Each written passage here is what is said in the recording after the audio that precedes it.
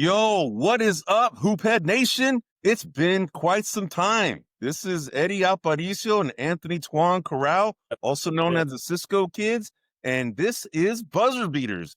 This is a podcast that's dedicated to basketball. It's been like 3 months since we've been here because the NBA was off, but NBA is back on since yesterday. Yes, so sir. what we're going to go ahead and do, this is episode 60. So if you haven't been here before, where you been, right? But anyway, this is episode 60. We're going to go ahead and jump right into the topics. What we're going to talk about, we typically go through like 3 or 4 topics per week. And this time we're going to go ahead and talk about last night's games.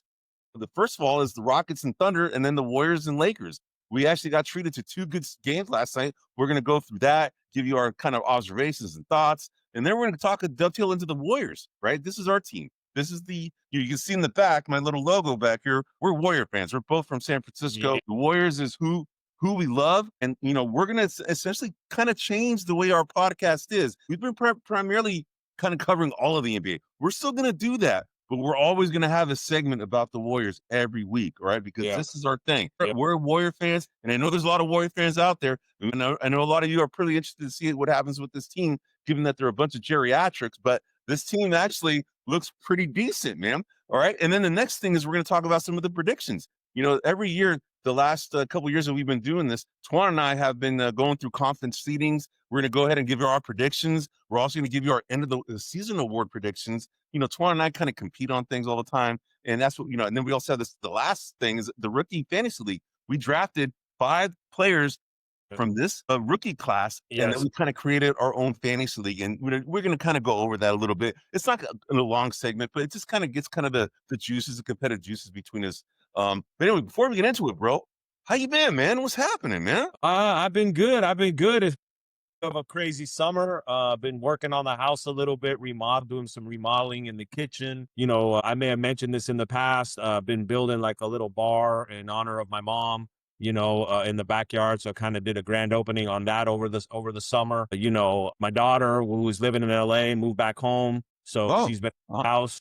Yeah. So that's kind of a change for us. So, and then my youngest one is finishing up she's going to community college. She's finishing up her second year and then is looking at NYU. Too far away, dude. What the hell? Yeah. So someone's going to have to send me money, bro. So if you guys got money out there, you better send me some, because NYU is not. I'm paying for like Loyola Marymount, dude. And Loyola Marymount is probably more expensive than NYU, bro. Even with the out-of-state fees. I'm telling you that right now, bro. It's an expensive ass school. And I'm actually going there, leaving tomorrow, man, because it's a family weekend up at LMU this weekend. All the colleges seem to do their family weekends on the same weekend. So, I know a few other colleges, other friends that have their kids going to school, they're all doing it this weekend too. So it's good that they all have it kind of, coordinated. So, but anyway, bro, I'm sure that's good for traffic purposes. For sure. Yeah. So, hey, before we get into it, we're brought to you by grumblingsmedia.com. You can find us there, but you can also find us wherever you get your podcasts. All right. So we just want to go ahead and say that. And then, so the way we kind of do the show, we're going to do lately, in the past, we've been doing about an hour to hour and a half. We're cutting it short. We're going to try and get this to within, 40 minutes max, 45. We might go a little bit, but I'm going to press us on this, Tuan. We're not going to go ahead and try and we're going to stay within time is what I'm trying to say. Right. So anyway, okay. All right, bro. Last night, man. All right. Did you watch the double overtime game with the Rockets? Well, so no, because I was one of the few people that actually have Peacock. So I was more interested in watching the Warriors than I was in watching that game. So I jumped off to watch the early first quarter of the Warriors game. So I did not watch it. I did watch the whole game up until right until it went into the overtime. And then I did it. And I've been reading, obviously, there was some controversy about Kevin Durant asking for a timeout. He should have got it. I'm gonna let you walk through that, because I didn't watch that part. Well, so he did it. I mean, he was kind of doing it very subtly, right? But he definitely was making the sign, and he actually was, I guess we couldn't hear it, as the audience listening to the game, but apparently he was actually also saying it, right? But it was at a critical point of the game, and he got the rebound, called timeout, but it didn't do it very like demonstratively. He did it kind of like he wasn't sure if he had a timeout. Yeah, he didn't have a timeout. And of course, Mark Dagnall, the coach of the Thunder, he went all ape crap about it, and was trying to but anyway, you could just see the first game is always kind of a tune-up game for the players, but it's also a tune-up game for the refs, right? And the refs missed the call, unfortunately. And I'm sure, the league's going to review it and say, "Oh, I'm sorry, but we messed up, but oh, well, too bad." That's that, right? But dude, I got to tell you, the one of the first observations I want to say about the Rockets, they are a problem because they're long. The problem is, though, is that I think losing Fred VanVleet is going to hurt this team, man. They don't have a true point guard. I got to say, Amen Thompson did a valiant effort to be a point guard, but it's not his position, right? Yeah. Somebody who's a very good defensive guard is going to pick him apart, man, because it's not his natural, he's going to get better at dribbling and stuff. I mean, he's not a bad dribbler, but it's just like he's a taller guy. He's a very defensive oriented guy, but they had to do it out of necessity because Fred VanVleet was their point guard now that he's lost for the season, right? Yep. So, but even with that, the guy that I got to point out besides Kevin Durant, dude, he's a walking bucket, man. I mean, he's still at his advanced age. He's a walking bucket. Yeah, no, whenever he wants 2 points, he can go wherever he wants, man. Yep, but then, the guy that really, really stood out to me was Alperen Sengun, man. That dude was a machine. He was actually shooting 3-pointers like at a 40% clip. He was ridiculous. He was shooting out of his mind. So I just wanted to say that, this team, they started Steven Adams and Alperen Sengun at the same time. And that's a huge lineup, man. And I think it was the first time that everybody in their lineup was like above 6'10", like 6'10" or right around there and above, right? So that's a big lineup, bro. Yeah, I think Amen Thompson is 6'7". I think Amen Thompson is 6'7", and everybody above that is like 6'9" or taller. Yeah. And I read a little stat. This the tallest starting lineup in the past 50 years in the NBA. Yeah. And they you can just tell this team is they're very defensive minded. I mean, both these teams are very defensive minded, even though the score was 125 to 124. Oh, it's still double overtime though. Still double overtime, but these teams, they're all about defense, right? That's their main thing. And like we talked about this in past podcasts, that the Thunder, I think, have changed the complexion of how the NBA is going to be architecting teams moving forward, right? The age of the Warriors, the outside shooting, having a bunch of shooters, it's still there, right? But I think that the new archetype of a team is the way the Thunder are doing it. And I think a lot of GMs are going to start doing that. And you can see kind of the Houston Rockets are very similar. They're constructed very similarly, right? They're very defensive minded guys. Those are probably two of the best defensive teams in the league right now, right? So, but anyway, so any other parting shots on that game before we dovetail? Just like you mentioned, Sengun did have a hell of a game. One thing that I'm always, and I'm going to elaborate a little bit more when we get to the Warriors, is I'm always wary of any performance where the player is hot from the 3-point line, right? I always want to see how the player performs when he's not, right? And that's going to come and go. So Sengun had himself a hot night. Yeah, he's looking good. Amen Thompson, like I said, he's my up and comer for this season. I think. Oh yeah, for sure. That you got to watch out for. And don't be surprised if somewhere down the line, they're looking to trade for a point guard. VanVleet's out for an extended period of time, so we'll see how long that's going to be. But I assume that they're going to have to do that because I don't think that right now they have the personnel to cover for that. They got Shepherd, who's been doing a okay job. He actually had a pretty good game last night, man. Yeah, he's going to get a pretty good game last night. But the thing about him is like he's much more a scoring guard, right? And they need much more of a distributing guard, at least at this point. Obviously, he can do that. But the other thing I wanted to point out on that game was, you were talking about opening night, for refs, the team, the players, all of that. It's also opening night for NBC, which to me they had a pretty big blunder there, where they didn't have two channels they could go to. They didn't anticipate, the first game going into overtime. Going double overtime, right? Don't even know what the hell Peacock is. What's Peacock? I don't have Peacock, and so I do. I don't know why I do, but I do. And so I was able to switch over. But they're going to have to figure that out because, ESPN, whenever they have a situation like that, they have both their ABC affiliate and the ESPN channel. So they just go switch to the other, right? So if the main is ESPN, go to ABC or vice versa or whatever. TNT has this like TBS and a couple of their other networks. So, Peacock's going to have to figure something out because this is probably they have to. I mean, they have other networks that they can go ahead and just bridge the other game too, right? I mean, they could do it. It's just that they're trying to promote their streaming, channel. So, but anyway, man. So let's go to the Warriors and Laker game, right? So this was a highly anticipated game for us because we're Warrior fans, and this team is constructed of a bunch of, older guys, right? We got Al Horford right now. He's 39 years old. I think he might be the second oldest guy in the NBA behind LeBron now, right? So then you got Jimmy Butler, and then you got Draymond, and then you got Steph. I mean, 4 of the 5 starters, are advanced age, right? And then, this whole offseason, you hear about the drama with Jonathan Kuminga, right? What's going to happen? And we were all kind of like wondering, the Warriors were the only team in the NBA, after the draft, that they were the last team to make any moves, right? Correct. And the main reason is because of Jonathan Kuminga, because he was a restricted free agent. He wanted to go ahead and control his future and didn't want the team to have too much power over him because of his restricted age, restricted free agent kind of position that he had. So he was kind of holding the team a little bit hostage and making any moves. But luckily, the Warriors already had kind of like, verbal deals already lined up for DeAnthony Melton, Gary Payton, and Al Horford, which ended up that's once Kuminga was signed, these other guys signed, and away we go, right? Yeah. But the reason I'm bringing this up is because Moses Moody was supposed to be the starter for this game, but he actually has an injury, like not a major injury, but then I think Steve Kerr has definitely rewarded Jonathan Kuminga for his efforts that he displayed in the preseason. And this is something that you and I had talked about at lunch. I'm telling you, bro, Jonathan Kuminga looks like a whole different player. And I told you that, when we were doing the preseasons, and you're like, yeah, but I don't know, we got to see more credit, bro. But he was doing everything that the team needs.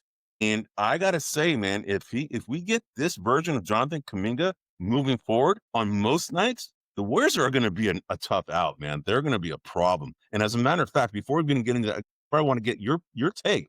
I brought this up to you at lunch. You know that's ESPN about almost 2 weeks ago had the simulation of all the games, and the 2 teams that they put in the finals in their simulation were the Warriors versus the Orlando Magic. Now, you could say the ESPN, they're trying to get as much out of the Warriors because the Warriors have been kind of the ticket for quite some time for ESPN, right? They've been a very popular team over the last 10 years. And this is kind of like maybe their last hurrah to get as many viewers to watch the Warrior games again. Even when you talk to the local radio station, they had Nick Friedel, who covers the NBA, and he thinks that the Warriors are a 3 seed in the NBA. A 3 seed. It's a little high, but a little high. We're gonna go through our predictions, but I just want to point out, after watching last night's game, the Warriors didn't necessarily, they didn't compete against a full Lakers squad because LeBron didn't play. But Luka is a problem, dude. I mean, they couldn't contain him. But the Warriors, even with all that, they threw about 11. There were 11 people that they threw at him in the rotation, and the big strength about this Warrior team is they're deep. They are very deep. And the thing is, if these young guys show up like Kuminga, Pajemski, Moody, Santos, Post, all these guys, if they fill in, a nights when the veterans really can't play, they're going to be a problem, bro, because they're that deep. So anyway, I just wanted to kind of lay the stage for you, man. I want to get your thoughts on all this. What you thought of the game last night, and what do you think about them moving forward, bro? So my first thought, and I was talking about 3-pointers, Kuminga had himself a nice 3-point scoring night, which again makes me, a happy Kuminga's a better Kuminga, right?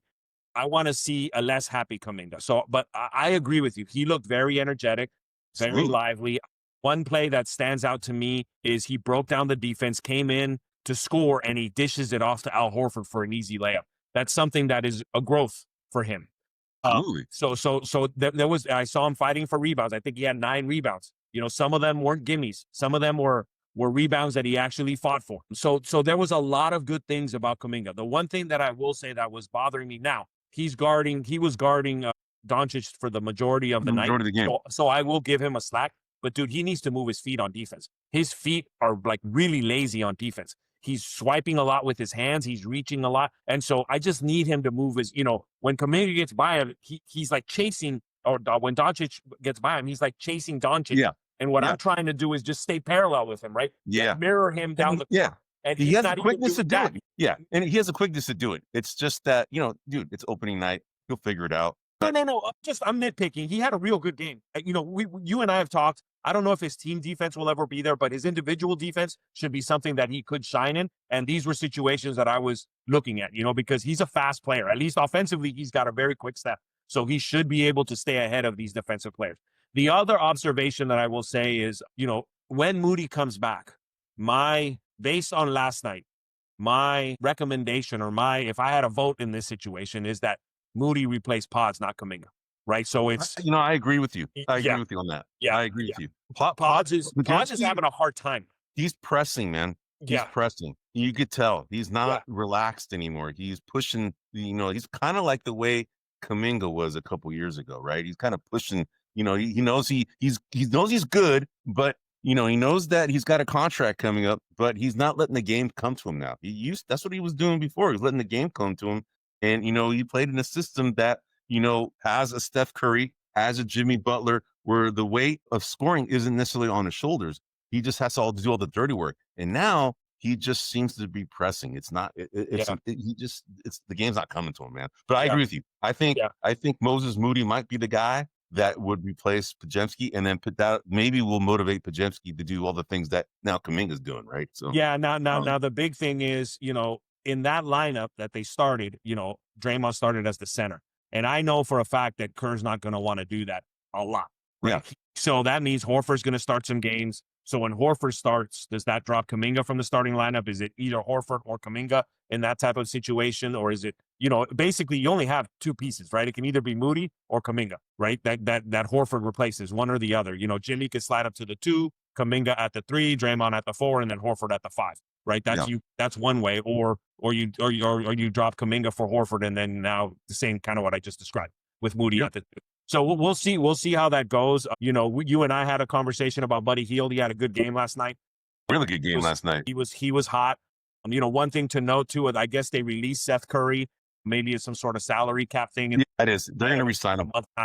So we'll see what kind of role he's going to play. But I agree, he's deep. Quentin Post came in, didn't really have much of an impact. Just 90 minutes of action. The other guy that I want to point out, dude, and you better look out, GP2, because Will Richard's on your butt. Yeah. Will Richard is on your butt, dude, and you better be careful because you're going to lose time. That kid can ball. I mean, he's straight up a defensive demon. And I was really excited about watching him. And that's the kind of player that, you know, Kerr likes to play. That's the kind of player that, you know, he likes to put in for defensive stops. You know, GP2 had a couple of lapses. He missed a layup. There was a couple things that he had. So that's going to be interesting to watch that dynamic as the season moves forward. Dude, and Will Richard, you know, as a rookie, got 14 minutes last night, bro. Yes. On a team that has Draymond Green, Jimmy Butler, you know, Stephen Curry, and, you know, and others that have a lot more experience than him, and he got 14 minutes. That's Correct. telling you that the coaching staff really likes what this guy's doing. Yeah, you got a point. You know, he's going to be a specialist just like GP2. They're going to come in spurts, like, you know, 5 to 10 minute spurts, depending on what is needed, right? To go maybe try and, you know, frustrate a Luka Doncic, for instance, right? Correct. That's going to be their role. And you're right, man. I mean, you know, the thing is that they have a lot of depth now, man. And this is great, man. And this is going to, I think, in my opinion, is going to be the difference for this team. Health and depth. In my opinion, I think they're the deepest team in the NBA right now. And I'm not being a homer on that. I'm just looking at their entire squad. They're deep. You have a point. You know, you have a point. And we talked about this earlier as well, is, you know, last year, you know, Kerr had like a 10-man rotation. Yeah. Right. And the talk of last season was, can they keep this up? Can you actually be successful? And eventually it kind of fell to the wayside. Some of it was because Melton got hurt. You know, we had other things that happened last year. So this year, I'm going to be really curious as to how Kerr plays this, because I don't think he wants to necessarily have a 10-man rotation. I think he wants to tighten it up, but I think it's going to take some time. So Horford isn't going to play on back-to-backs, right? So after tomorrow on what's tomorrow? Thursday, Friday, the Warriors play Portland. And I'm curious to see they play Denver tomorrow, and then they play Portland, and Horford won't play Friday, right? He's not going to play back-to-backs. So I'm really curious as to who gets those minutes. Is it Quentin Post? Is it TJD? Who's going to get the big Probably TJD. He's a little burlier guy. I mean, he can, you know, kind of push around Jokic and probably foul out within like 2 quarters, you know, but you know, they don't have nobody in the league has anywhere that can continue. For tomorrow, though, Horford will play. Horford will play Horford will tomorrow. play. He won't play against Portland. Yeah, okay, yeah. But the Portland doesn't really have somebody other than, I mean, Klingon is their guy, but he's not a threat offensively. He's a threat defensively. But yeah, we'll see. We'll see what happens there, bro. All right, man. So any other last parting shots? A couple of things I wanted to note on the Lakers side. I don't know what the deal with Vanderbilt is. I think he's a great defensive player. They didn't play him much last night. They decided to play Gabe Vincent, which is a much smaller defender, especially. They needed shooting, man. They needed shooting. That's the reason. No, I guess you're right. But, I don't know. And I don't know if you saw like what looked to me like LeBron was moping on the whole side. I don't know what was going on with him. I know there's a lot of commentary about that. Like just his body language was just off. It just looked different. He just looked kind of like disappointed, distraught. I don't know what the word is, but he just didn't look, like he was enjoying himself there, man. He looked like he just was, like he had to be there and wasn't enjoying it, right? Yeah, I agree. And if I'm a Laker fan, I'm a little distraught because there's not many games where you're going to get better scoring production from Austin Reeves and Luka than you were yesterday. And to lose by 10 and get that production, that's a little bit kind of offsetting. And then DeAndre Ayton, I think is going to be a problem, Eddie. I think he doesn't fit. Like he doesn't fit very well, is what you're saying. I don't think he fits anywhere, to be honest. I just, I'm not sure. Maybe as a backup center somewhere, but as a starting center, I think he might be a problem. So we'll see. I'm going to keep an eye on that. But those are just my observations from the Lakers side. They got a lot of I forgot how annoying Smart can be. Dude, that dude's annoying. He is annoying. Yeah. He is, but he was getting a little dirty too. You saw that. Yeah. Well, I mean, and he does that when he feels like he's getting the losing end of whatever side of the argument. Yeah. He'll start to get a little bit more, he had 4 fouls by the first half, so he was pretty much. He's a hack, man. That's what we call him in the streets, is a hack, man. A little bit of a hack. Yeah, I agree. So anyway, those are my observations on the Lakers. Right on, man. Did you have any observations on the Lakers? No, I mean, the only thing is Luka looks really freaking good, man. I mean, he hasn't lost the step.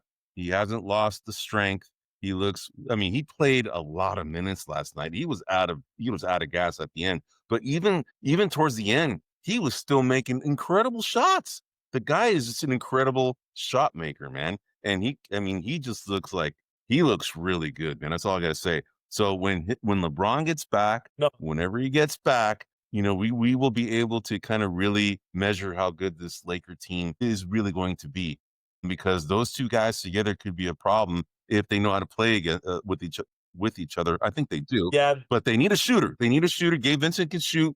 Dalton Connect can shoot, but he didn't really play that much last night. But what's interesting, bro? In looking at the Vegas odds, the Warriors are the 10th favorite to win the title. The Lakers are the 3rd, bro. I'm like, what? Yeah, that may be a little LeBron. I'm like, what? On there? Anyway, yeah, I don't know if I see that, especially with, in my opinion, LeBron. Even though LeBron is they're both pretty good passers. Even though Luka and LeBron are good passers, games don't match. They're kind of fighting for the same. Well, they're both ball dominant guys, man. Really. Yeah, they're both ball dominant guys that are looking to create the pass. And neither of them are particularly good at receiving the pass. And so it's going to be interesting kind of how that plays out long term. So I'm not 100% sold on that dynamic. I think if LeBron played yesterday, the Warriors still would have won. The scoring would have been more split between Luka and LeBron, right? Luka would have just scored less, and LeBron would have made up the difference. Something like that is kind of what I'm envisioning. The one observation that I want to make is that the Warriors look like they were in control and command the entire game, man. They look a little bit, in my opinion, sometimes a little bit overconfident, honestly, to me. Just watching their body, they were kind of going through the motions. They know they were better than them. They know they didn't have to deal with LeBron. And, when you kind of have that complacent attitude, things can happen, right? And they lost an 18-point lead, down to 5, within, a quarter, but with LeBron in there, they would have been a lot sharper. And I think if LeBron was there, the outcome would have been very similar. They just would have been a lot more focused. They wouldn't have been like messing around like they were last night. Because they were messing around last night. So, all right, bro. So we are done on this segment. We are now going to go into our predictions, man. So you can go ahead and you have some slides here. I know I have to do controls of this thing because we're going to have to figure out why you can't get in, but I'm going to go ahead and add the scene here. And you gotta put our faces in there somehow, Eddie. Oh yeah, that's right. How do I do that? Yeah, that's what I was telling you. shoot, okay, you know what? And I don't even, oh, wait, let me see. Thumbnails, picture in picture, shot half screen. There we go. Now, but you know, the There only we thing, go. bro, is that the, Pick a different one. Pick a different. okay. So let's see. How do I do this? Yeah, dude. You know what? I haven't done this, unfortunately. Oh, there we There we go. go. All right. Now we're smaller. This is something that, you know, our producers don't like because they want us to be the stars of the show. They want us, our faces to be dominant on these screens. But sometimes we have to show the content, right? Now, Yep. we're going to show slides every week, but we're not going to make it the stars of the show. But we wanted to show you, for those of you who are not, you know, online and listening to us, but you're, you know, maybe driving, you know, listening to our podcast. If you are, thanks for the ride, because we enjoy the ride with you. But anyway, Yep. so what we have here is last year we went ahead and did this, and there's a lot of information here. But what I want to kind of lay out for you is, you know, on the west, those are the orange, that's kind of the orange kind of columns. And then the east, those are the blue columns that you can see there. And these are our projected rankings that we have for Twan and mine respectively. Twan will be the first one on both of the conferences that you see there, the West being the first one if you go from left to right, and the East being the one on the right. But what you'll see here is that there's a lot of information here, but what I want to kind of step you through, for those of you who are online, what you can see here is, for example, Twan, he has the Thunder as the top seed projected. I also have the top seed projected, but you're going to see here the NC and the one next to it. NC means that is no change from last year's projections that we had for this. Okay. And one tells you where they actually ended up last year. So that's what these parentheses tell you. For it now, for you have the Rockets as the number 2 seed, this year, right? I have the Nuggets. So you can see the Rockets, you have them as the 2 seed, but you actually had them as the 9 seed last year. So they went up 7 slots to where you were projecting them this year, but they ended up being the second seed last year, which is what you're seeing in the parentheses, right? So that's what that's what I want to point out. So you can see, and by the way, we have this point system. You know, we don't have, you'll see on the little green boxes there on the bottom this week and last week. We're going to go ahead and keep track of how we're doing. And there's a total of possible of 75 points per conference, right? So that's 150 points if we got it exactly right. Because the point system that we're choosing is we pick, if we have the exact slot that these predictions are at, they're going to get 5 points, right? And if we're only like 1 slot off either direction, that's 3 points. But if you're 2 slots, it's going to be 2 points, but any more than that is 0 points, right? So last year, Twan and I, we had like, not even 100 points. We were like at 40 or 50 points combined, right? I mean, for both of us, in that range. I think I have exactly what we were last year. Yep. Last year, you had a total of, let's see, you had 61 points. I had 58 points total. All right. So you won the conference seedings last year, but out of a total of 150 points, you had 61 points. I had 58 not even half. That's not even half right. Not even half right. So it just tells you that this is actually a really hard thing to predict, right? So, but anyway, so that's what I wanted to kind of show you. So Twan, let's go through your list really quick. You have on the West, you have the Thunder, the Rockets, the Nuggets, the Wolves, right? Then the Warriors. You have the Warriors at 5th. Now we already talked about ESPN has them at round 3 or winning the championship, right? Lakers below the Warriors at the 6th seed. Then you have the Mavs at the 7th seed. And then all the way down, you have the Clippers kind of being a play-in team, which, they're the oldest team in the NBA. So the Warriors and the Lakers are the Warriors and the Clippers are the 2 oldest teams in the league. And you have the Clippers being below the Warriors. Then you have the Grizzlies, Spurs, Pelicans, Kings, Blazers, Suns, and then the Jazz being the last seed. Anything you want to call out here? I can tell you the big droppers from last year to this year. You have the Wolves dropping 2 slots. You have the Mavs dropping 4 slots from where they were last year. Then you have the Pelicans 4th, you dropping 4 slots.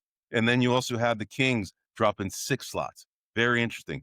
I'll let you kind of comment on why you chose it the way you chose it, if there's anything you want to point out. Yeah, no, I mean, to me, the 3 biggest interesting teams are the 3 Texas teams, right? The Rockets, the Mavericks, and the Spurs. And I think that they were to me, the hardest to judge. Now, I think the Rockets have a lot of talent. I don't know if they have a lot of postseason talent, but I think they're going to win a lot of regular season games just because of their length and even without Van Fleet, even with Amen Thompson running the point guard, I think they're going to be pretty successful. Yep. The Nuggets, I think, they're a very good team, and ultimately, I think they'll be better than the Rockets. I just don't think they'll in terms of the regular season, I don't think they'll have much motivation to try to be like, the 1 or 2 seed. I think they're going to hover right around the 3. Outside of that, I look at the Mavs. The Mavs are going to depend a lot on Cooper Flag to run point. Jason Kidd's already said that. I think, it's going to be a new thing for him. So it's going to be kind of hard for him to kind of figure it out year one, which is why I have him as the 7th seed. I do like their makeup as a team. There's also the consideration that their power forward gets hurt very often. Anthony Davis gets hurt a lot. And so, I got to take that into consideration. The Clippers, for example, they're a very talented team as well. But, they're going through some drama with all of this kind of illegal money that was filtered to Kawhi Leonard. And normally I wouldn't care, except Kawhi Leonard's a pretty sensitive guy. And so I know this is nonsense to put into, but these are the thoughts that were going through my mind as I'm kind of organizing all of this. But I think that it's going to be really tight. If you remember, I believe last year, the Warriors ended up as the 7th seed and the Lakers ended up as the 3rd seed. And I want to say there was just 2 games difference. They were the 4th seed. So they were the 4th seed. And I want to say it was just like 2 games difference, So I envision this is going to be very tight this year. Outside of that, I think the Grizzlies, they lost Desmond Bane.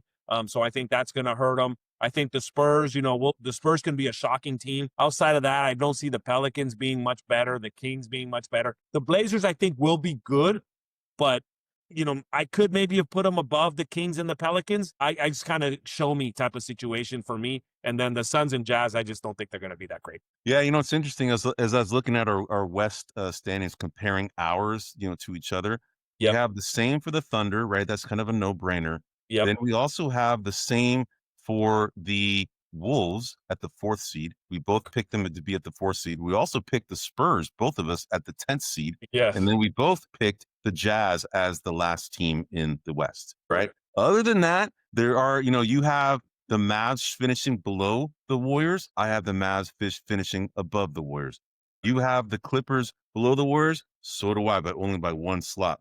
We both have the Grizzlies below the Warriors as well. And then the second to last team, you picked the Suns. I picked the Kings, right? Yeah. I have the Suns a little higher. I still think they have, some talent. Devin Booker can take them somewhat far, but we'll see. This is where the points are going to be made is, the seeds from 9th below, right? I think the 1 through 7 or 8, I think that, there's not going to be much movement there, man. So, all right, man. So let's go to the next one. We got the East. We're going to quickly cover this real quick. We're not going to go ahead and go through the conversations that we just covered here because we want to get this within the next 10 minutes and finish our podcast, right? Yep. All right. So you have the Cavs being the number 1 seed. I have the Knicks. I have the Cavs as the 2nd seed. You have the Knicks as the 2nd seed. We both picked the Magic. Interesting enough, we both picked the Pistons at 4th, right? Now we both picked the Bucks at the 6th seed. We both differ on the 5th seed. You had the Hawks. I have the Heat. Yeah, very interesting. Yeah. Very interesting. Now I'll tell you this. The one team that I think is going to have a big jump, bro, from last year, and it's not really showing here on the screen here, but if you look at my rankings, the number 8 seed I have is the Raptors. I have them moving up 3 spots because they were the 11th seed last year. I have them moving up to the 8th spot. I think that team is going to be really good, man, because they have Brandon Ingram, RJ Barrett, Emmanuel Quickly, Jakob Poeltl, Scotty Barnes, Grady Dick. I mean, Harry, anyway, but call me Harry. Don't call me Harry. That's right. But anyway, I think that they are going to be a team that's going to move. I think they're going to be a team that's going to be surprising a lot of teams in this league. That's why I'm picking them up to go up. You have them as the 12th seed, right? Pacers, interestingly enough, we both have them at the 9th seed.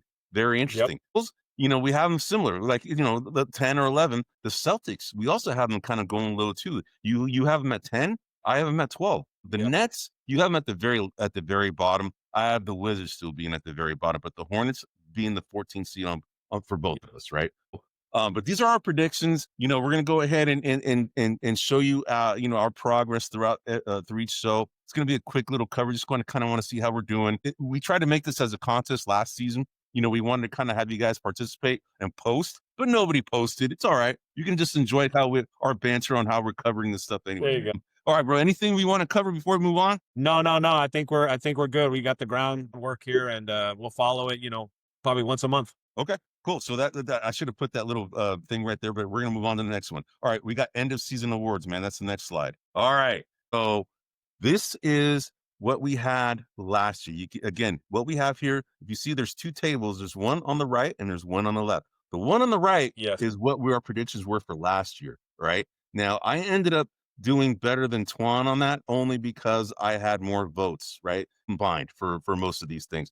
But you can see Jason Tatum, I had him as the MVP. He had 6 votes. Luka Doncic was not even rated. Okay, so that's just what he got hurt. He got hurt in the middle of the season. He didn't. He couldn't qualify. Right? Jalen Williams, he had 7 votes. Whereas my Jonathan Kuminga, he was not even rated. Victor Wembanyama, not rated because he was injured. Zach Edey, he got four votes for Rookie of the Year. So, and then I had Ben Mathurin, you had Dante DiVincenzo, both not rated. And then I had, of course, Steve Kerr as a coach of the year. He had 4 votes. Mark Daigneault had 7, and they won the championship, right? Yeah. Very interesting. All right, so if we go to the left, these are our predictions, man. So, all right, so I'll go ahead and tell. We both picked Nikola Jokic, right? All right, most improved, man. I'll let you cover that, man. Why Amen Thompson? Well, I think that last year his defense, he impressed me during the whole series. I thought he was, a very good defensive player. And I thought this year would be the year that his offense is going to start stepping up. And obviously we know that in these awards, what people look at is offense. So I think given his numbers last year and the numbers that he'll do this year, I think he's going to do a significant jump in his offensive production. Oh. And also given the fact that Kevin Durant is on his team, as we know, that's going to open up a lot more opportunities for him to score.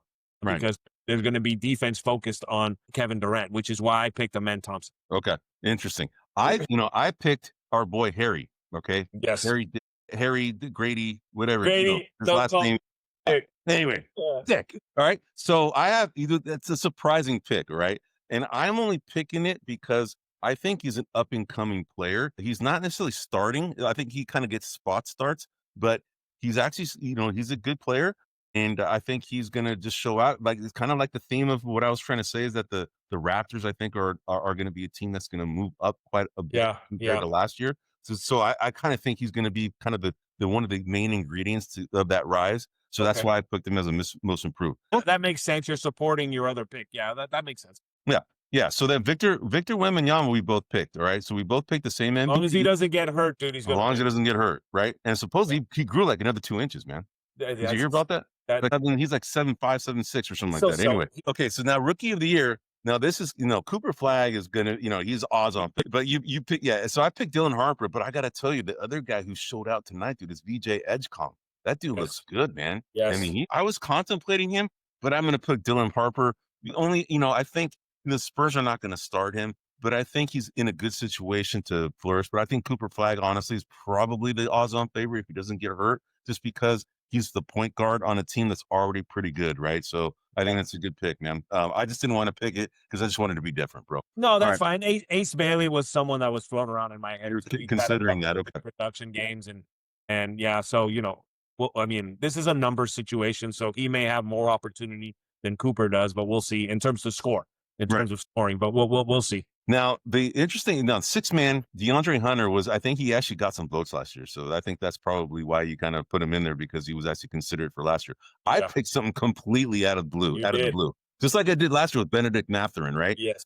Cole Anthony, man. Cole Anthony is actually now playing for the Milwaukee Bucks, right? Yes. So I'm thinking, okay, the Milwaukee Bucks, they need some scoring punch off the bench. And that's why I thought him and Bobby Portis together would be kind of a good little duo coming off the bench. And that's why I kind of picked him as a good candidate for the 6-man. I'm just giving you my rationale.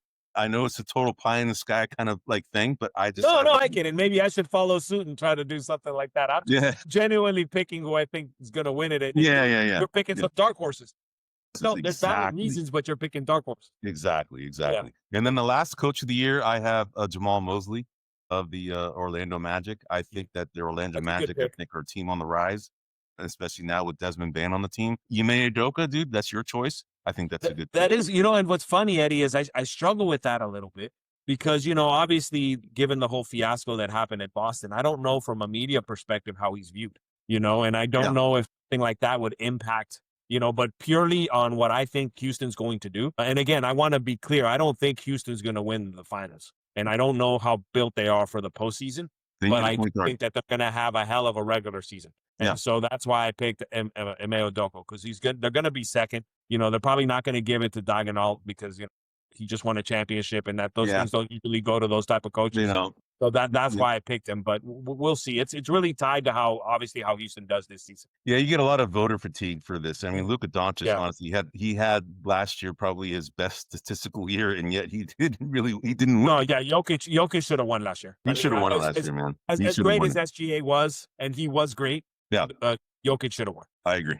So, all right, bro. So let's go to the last segment, and this is our rookie fantasy league. All right. So just for the audience here. So Twan and I did a draft right after the draft of the NBA draft. And what we did this last year, and we kind of picked a team, a team of 5 where four first rounders were picked.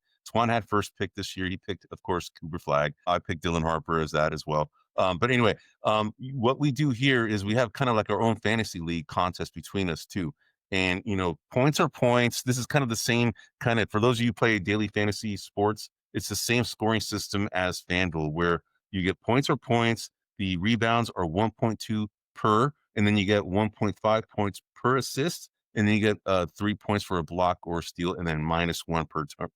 So this is kind of giving you a numerical value of a player on a per game basis. Now, the numbers that you're seeing here right now is the numbers that are from preseason, as well as the summer league. Okay, and right now, this doesn't take into account any games that have already played, because all the games are starting today for the most part. Yesterday there was only 2 games. Today there's a lot of them, right? And some of these guys are playing tonight. But these are the numbers as of summer league as well as the preseasons. You can see right now I have a 246.57 point delta lead on Twan. You can see the totals here, that you can see the star right now on Twan's team is Cooper Flag with 173.2 points. The guy on my squad that's the star, Con Canoopel, 241.22 points. Ani Broom, 230. He's my second round pick, bro. Right? Yeah. My second round pick is my second best leading guy so far, right?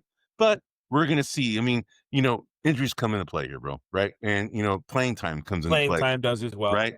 How well the team is doing, right?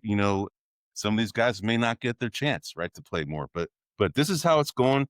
Your boy Trey Johnson, he really impresses me from a scoring standpoint. But what's interesting, he didn't really play that much, in the preseason. It's probably because they're trying to protect the asset. Maybe we shall see what happens.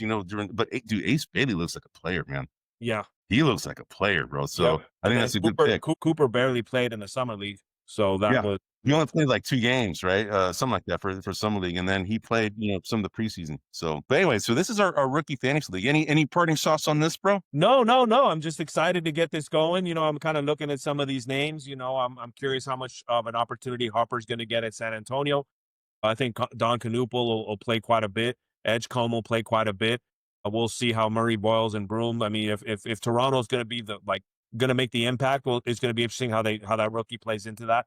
Flag obviously is going to be the starting point guard. I think Bailey's going to get a lot of playing time. I think Trey Johnson's going to get a lot of playing time. I'm a little less high on Malwatch on some of the preseason and some of the summer league stuff. I think he's more of a project right now. Yeah. And then Fleming, we'll see. Depends on what they got there in terms of opportunities for the younger players. But yeah, no, I mean, overall, I feel pretty good. I mean, I feel good about the top 3 guys: Flag, Bailey, and Trey Johnson. I think. Yeah. I think it's going to be close, money, guys. The Delta was worse, man. It was like over 100 points worse, and you made up that ground in the last couple games in the preseasons. So anyway, we'll go ahead and cover this every week. All right. Well, hey, we went ahead and did it in 47 minutes, bro. Good. Right. This is our first show. This is the 60th episode. Again, these were the topics that we talked about here. We talked about opening night, the thoughts on the Warriors, the predictions that we did, end of season predictions, as well as the conference seedings. And then we just covered our rookie fantasy league. Again, we're going to go ahead and be here live every Wednesday at 9 p.m. Eastern, and also 6 p.m. Pacific, live here on, any of the platforms that you can think of. Just go ahead, wherever you can get your podcast is where you can go ahead and find us. You can also find us at grumblingsmedia.com. Anyway, this is episode 60. This is my co-host, Anthony Twan Corral. I am Eddie Aparicio, and we are also known as the Cisco Kids. And we are going to go ahead and sign off and have a good rest of the week. Good night, everyone. Hey everybody, this is Big John from Grumblings Media, and I just want to say thank you for watching our content. If you want to support our efforts here at Grumblings Media, just smash the subscribe button right here, totally free, or just go ahead and consume more of our great content. Click either one of these two boxes.